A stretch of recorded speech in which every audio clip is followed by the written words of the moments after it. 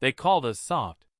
The Galactic Council had observed humanity for 3 centuries before making first contact, watching our cities of glass and steel, our parks filled with laughter, our endless debates about ethics and morality. They saw us feed stray animals, cry at fictional stories, spend vast resources to save a single life. The Zafrani ambassador once remarked to the assembled council that humanity appeared to be a species that had somehow stumbled into spacefaring capability without ever developing the necessary hardness for survival.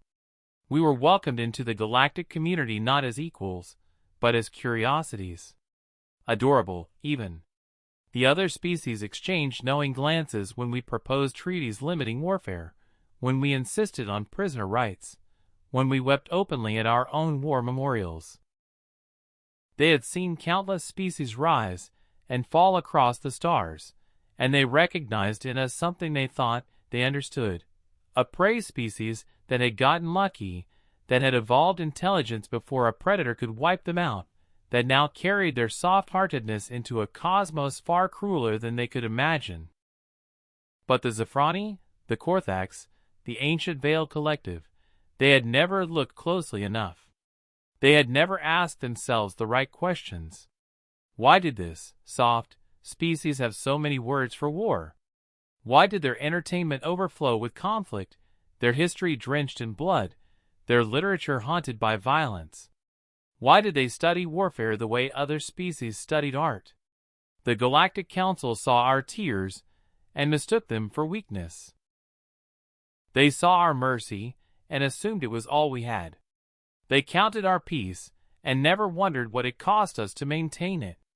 It never occurred to them that a species doesn't develop hundreds of martial arts, thousands of weapon designs, and millions of combat scenarios because they love peace.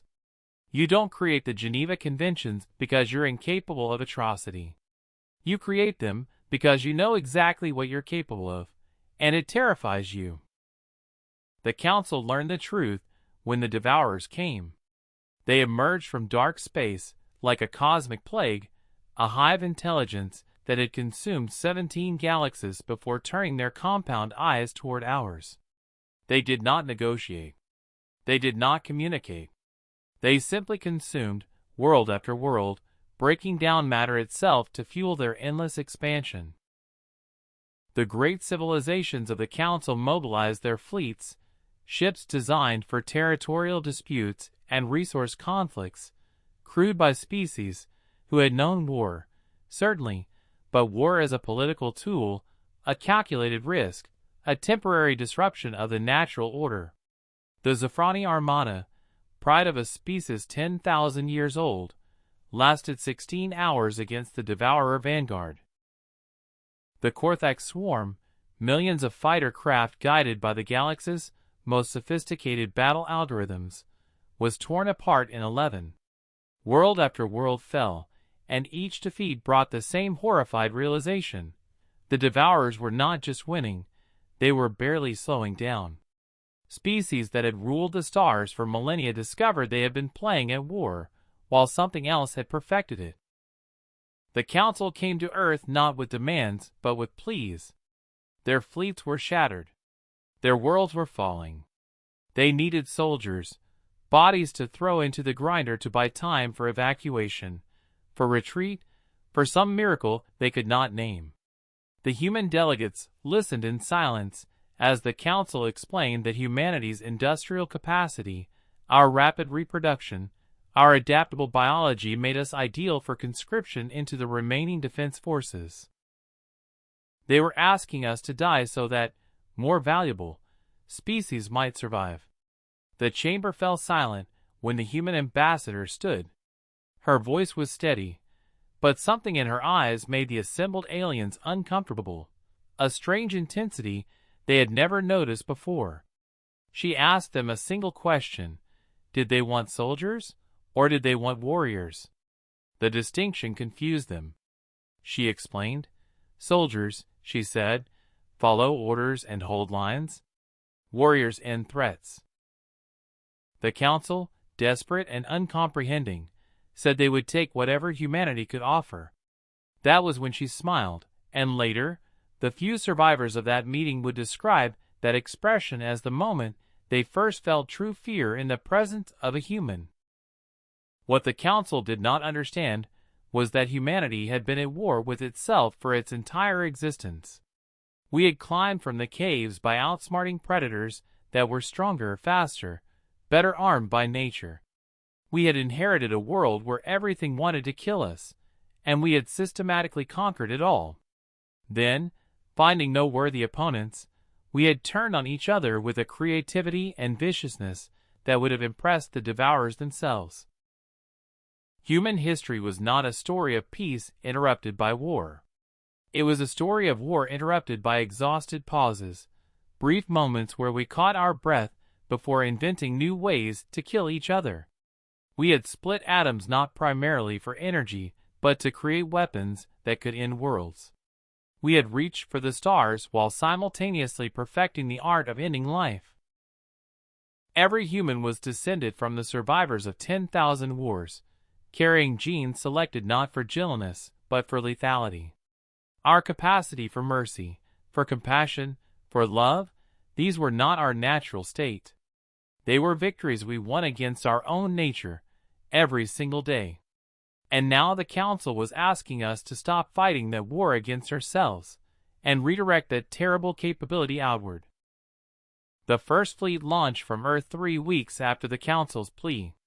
It was not the largest force humanity could muster, not remotely, but it was enough to make the Galactic Council reconsider every assumption they had ever made about us.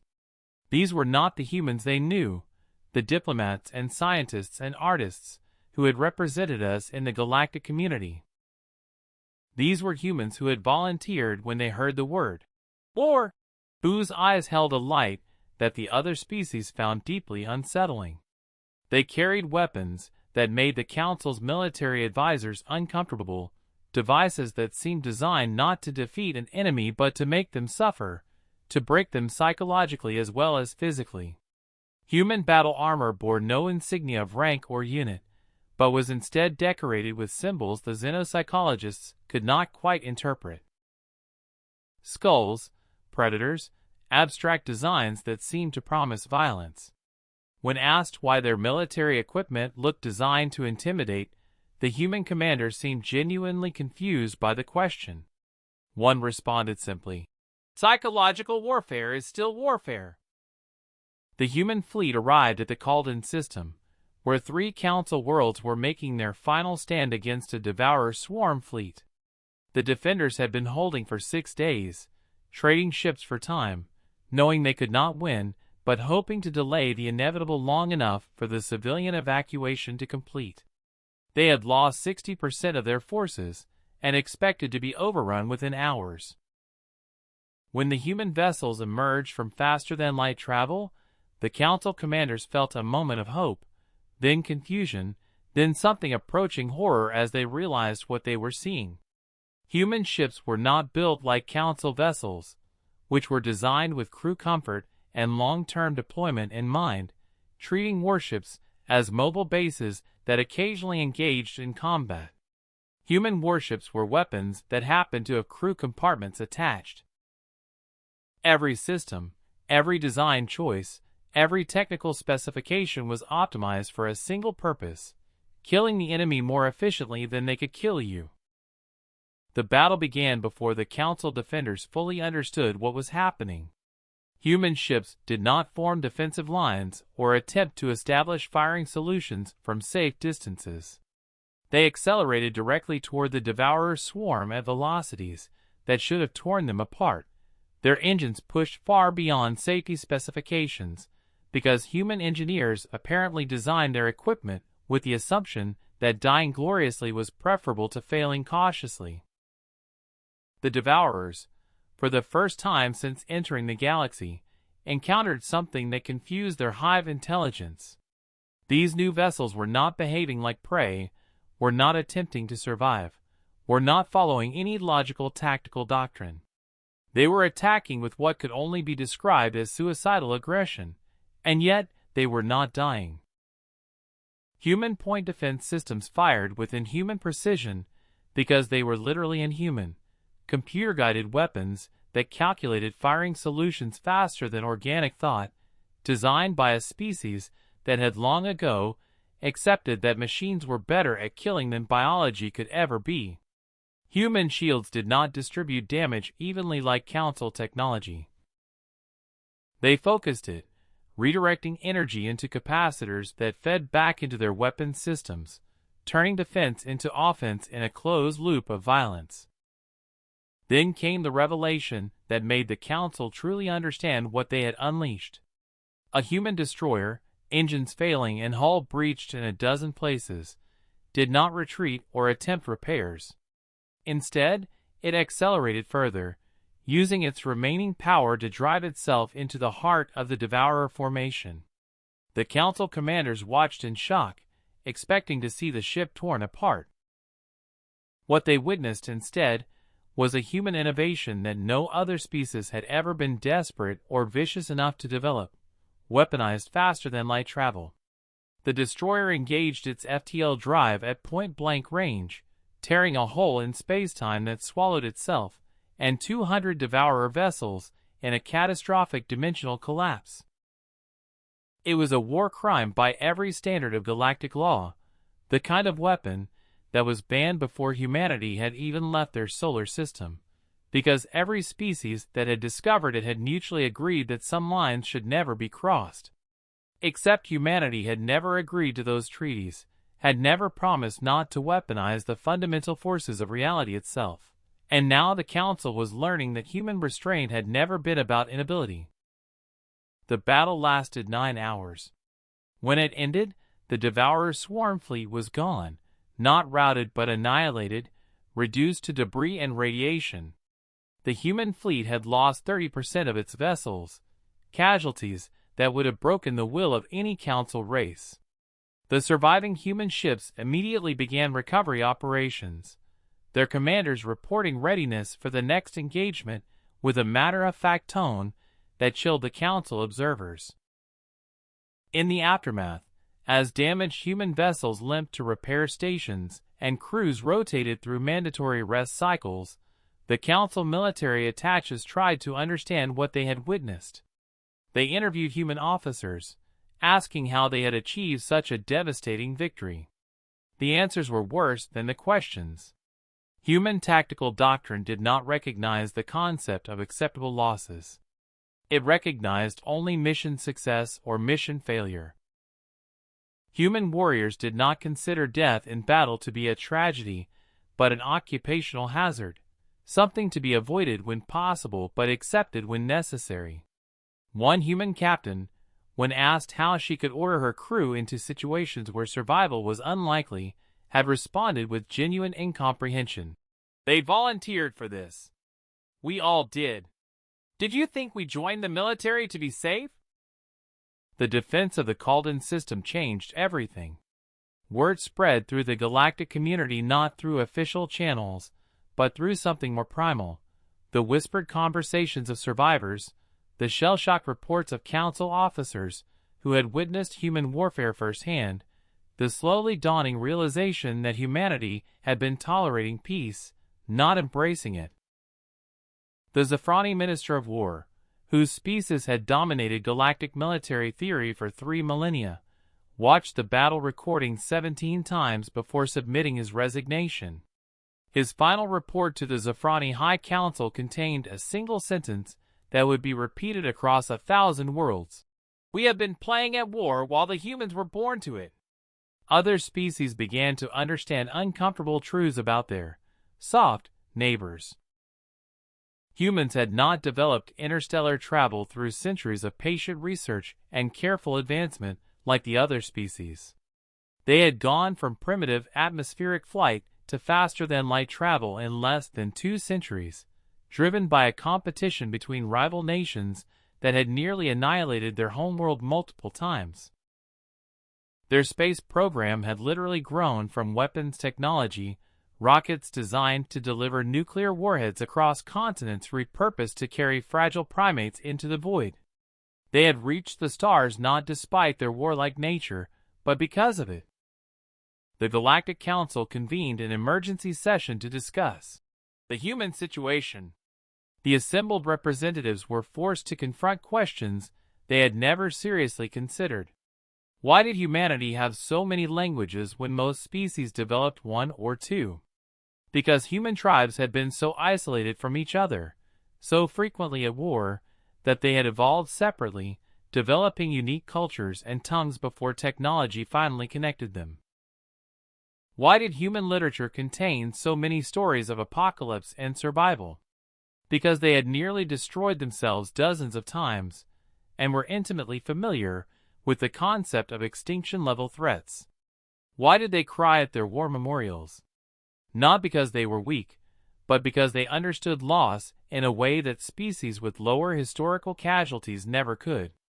A human soldier was not remarkable for their willingness to die. Every species could produce warriors willing to sacrifice themselves. A human soldier was remarkable because they carried the accumulated trauma of 10,000 years of warfare in their cultural memory, understood exactly what they were volunteering for, and did it anyway. As human fleets deployed across the galaxy, the Council discovered other disturbing aspects of human military culture.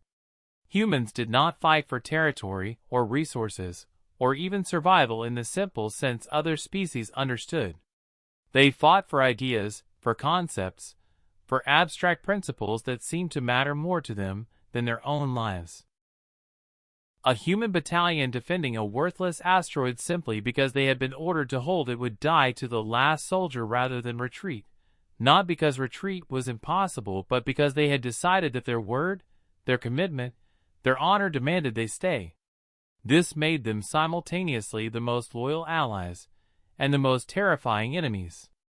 A council fleet could be bargained with, intimidated, convinced to withdraw if losses became unacceptable.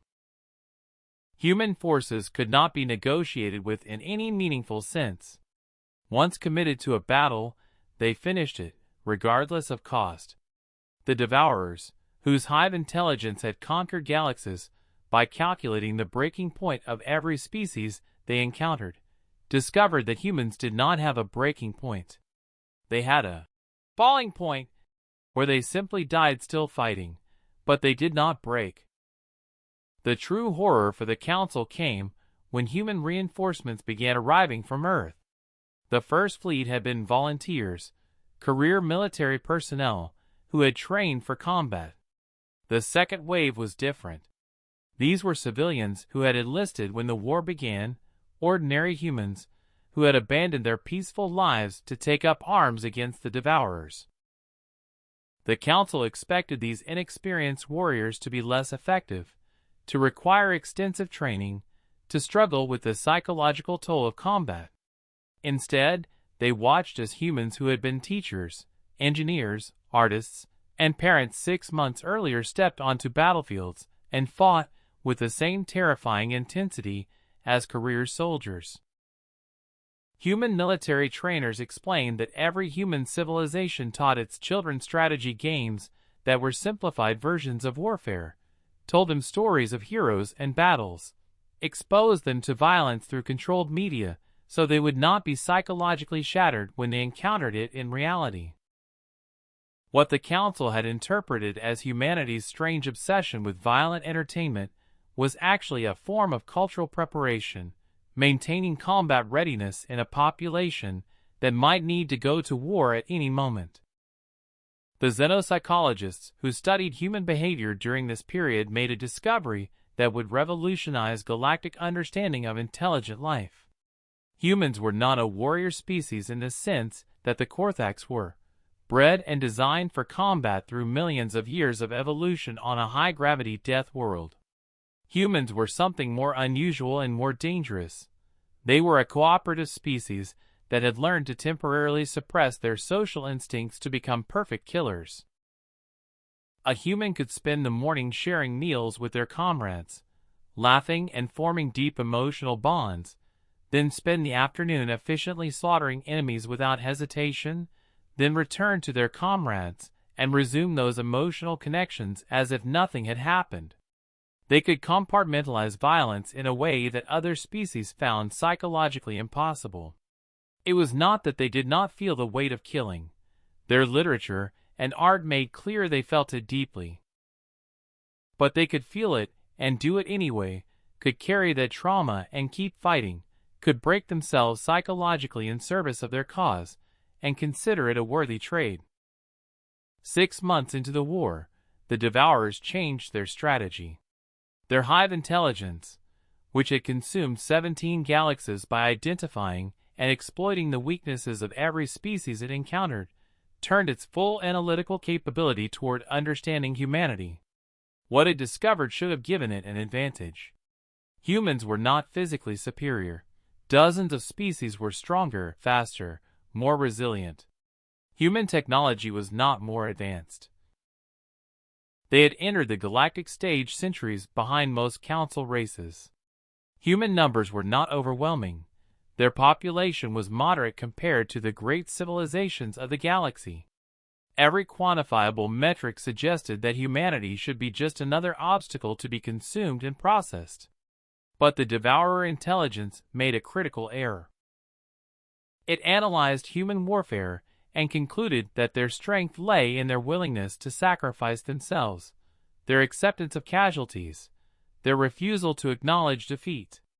So it designed a new approach: create situations where human sacrifice would be futile, where their deaths would accomplish nothing, where their determination would be turned against them. The Devourer fleet hit the Terran colony of New Harmony with this new doctrine. Instead of the usual overwhelming assault, they deployed in a siege configuration, surrounding the planet but not attacking, cutting it off from reinforcements and supplies. The human garrison was substantial, 20,000 soldiers, but they could not break a blockade without naval support, and the Devourer fleet was positioned to intercept any relief force. The siege was calculated to drain human morale, to force them to watch the civilian population slowly starve, to present them with an impossible choice: die in a futile breakout attempt or surrender to save the civilians. The Devourer intelligence predicted that human emotional attachment to their non-combatants would override their combat instincts, that they would break under the psychological pressure of choosing between their mission and their compassion. It was a logical prediction based on sound analysis of human behavior. It was also completely wrong. The New Harmony garrison did not attempt to break out. They did not surrender. Instead, they fortified the planet and prepared for a siege that might last years. The civilian population, rather than becoming a burden on the military, integrated into the defense. Human civilians were not like Council civilians, who were accustomed to leaving warfare to specialists. Every human, at some level, understood that civilization was a fragile thing maintained by constant vigilance, that peace was not a natural state, but something that had to be defended. The civilians of New Harmony took up arms, with the same grim determination as the soldiers. Teenagers who had been studying art and literature a week earlier were manning defense turrets. Elderly humans who had fled Earth specifically to escape reminders of war found themselves back in the trenches, muscle memory from decades past returning, as if it had never left. The Devourers had tried to use humanity's compassion as a weapon, and instead discovered that human compassion did not mean weakness. It meant that even the gentlest human, even the most peaceful soul, would become a warrior if you threatened their family. The siege of New Harmony lasted 4 months. The Devourers waited for the inevitable collapse, for starvation and despair to break the defenders. Instead, they watched as humans converted every available resource into weapons and fortifications, as they jury-rigged agricultural systems to sustain themselves indefinitely, as they turned the planet itself into a fortress that consumed Devourer assault forces with mechanical efficiency.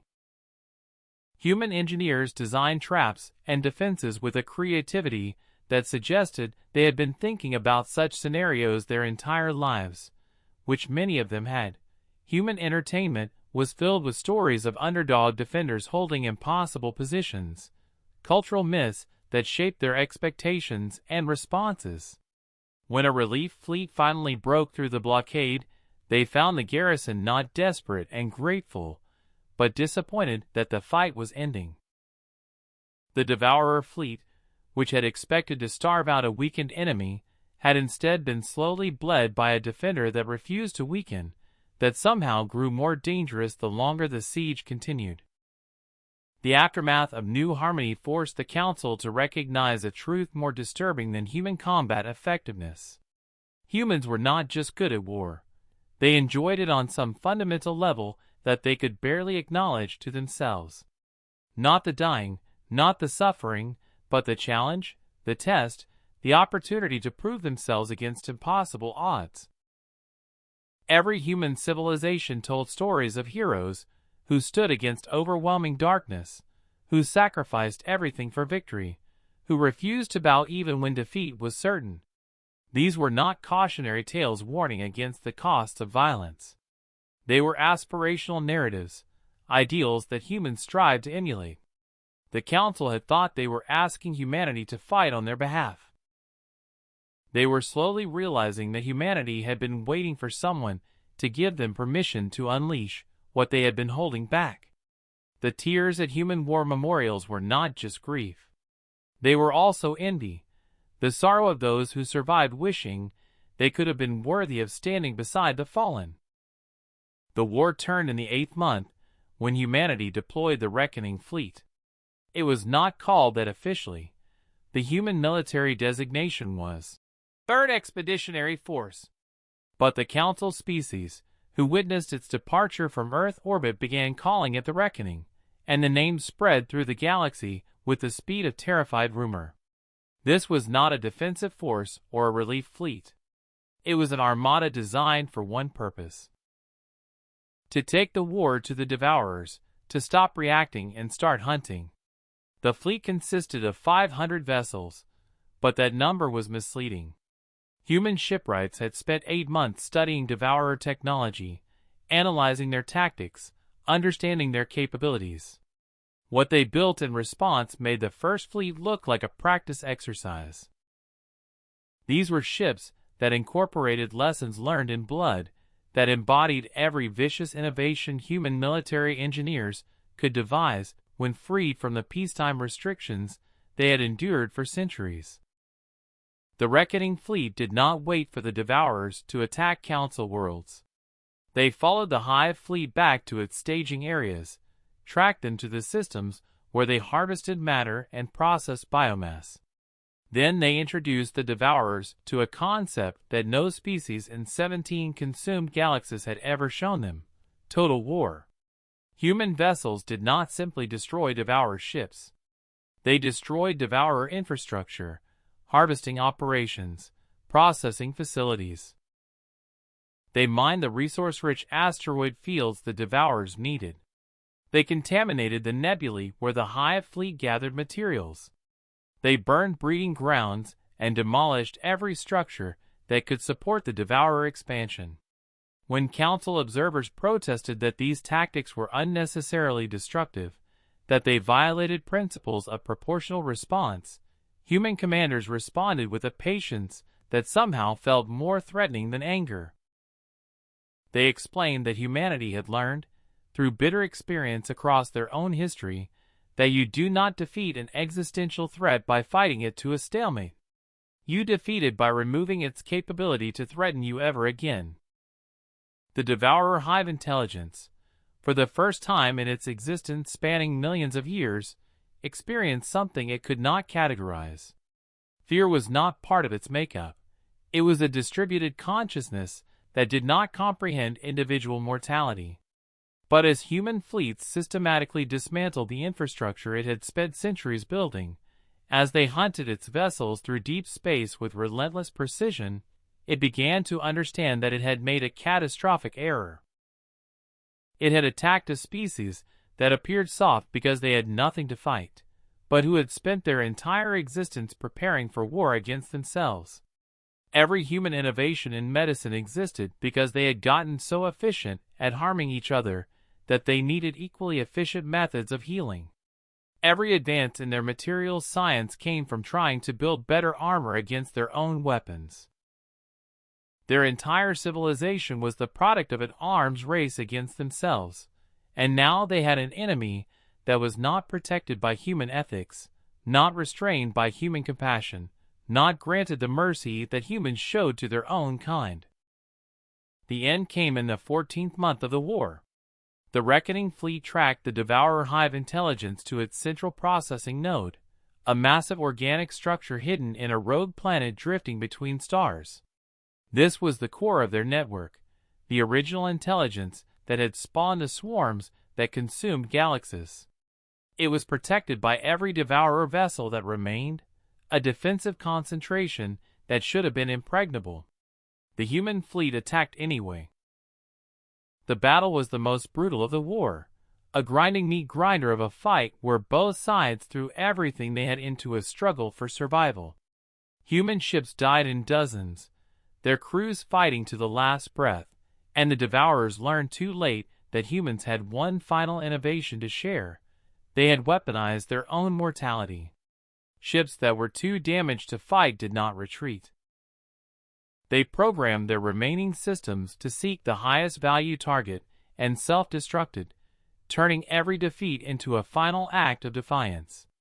By the time the human fleet broke through to the central node, they had lost 60% of their vessels. The survivors unleashed humanity's most terrible weapon, held in reserve for this moment. Biological warfare optimized by the same genetic science that had cured their diseases and extended their lifespans, now turned toward destruction with the same enthusiasm they had once applied to creation. The Devourer Hive intelligence died screaming across every frequency, its distributed consciousness collapsing as the bioweapon tore through its network. The remaining Devourer vessels, suddenly without central guidance, became nothing more than sophisticated animals, dangerous but no longer coordinated, no longer an existential threat. Council fleets, which had been preparing for a final desperate stand, found themselves mopping up stragglers instead of fighting for survival. The war was over. Humanity had done in 14 months what the great civilizations of the galaxy had failed to do in centuries of expansion. They had stopped an extinction-level threat permanently. The surviving human vessels returned to Council space as heroes, and the galaxy prepared to celebrate its saviors with ceremonies and honors and eternal gratitude. But something in the way the human crews looked at them, something in the way they carried themselves, made the Council species uncomfortable. These were not soldiers grateful to return to peace. These were warriors who had been reminded what they were built for, and who were struggling to fit back into a peacetime existence that suddenly felt too small. In the years that followed, the Council came to understand the true price of humanity's intervention. Human volunteers returned to civilian life, but they carried the war with them in ways that other species could not fully grasp. Human literature and art exploded with works processing the trauma, the glory, the terrible joy of having finally been able to fight without restraint. Human philosophy grappled with uncomfortable questions about their own nature, debating whether their capacity for violence was a flaw to be overcome or a fundamental aspect of their being that needed to be acknowledged and controlled. The Council had asked humanity to save them, and humanity had done exactly that. But in the process, both species had learned a truth that could never be unlearned. Humans were not soft. They had never been soft. They were dormant war gods, who had built a civilization dedicated to keeping themselves asleep, who had wrapped themselves in compassion and mercy and law because they knew exactly what happened when they let themselves wake. The Devourer War had forced them to open their eyes, and now, with the threat ended, they were trying desperately to go back to sleep. But they all knew the truth now. They had remembered what they were. And that memory would never fade completely, would always be there, waiting beneath the surface, ready to wake again if the galaxy ever needed its war gods to rise once more. The final report submitted to the Galactic Council by the human ambassador contained recommendations for post-war cooperation, diplomatic initiatives, and cultural exchange programs. But it ended with a single paragraph that every species in the galaxy memorized, that was taught to their children as a fundamental truth about the universe. Humanity fought not because we hate what is in front of us, but because we love what is behind us. We did not enjoy the necessity of violence, but we will never apologize for our capacity for it. We are, and have always been, a species that chooses peace while remembering we are very, very good at war. We hope the galaxy never needs us to remember again. But if that day comes, we will answer. We will always answer.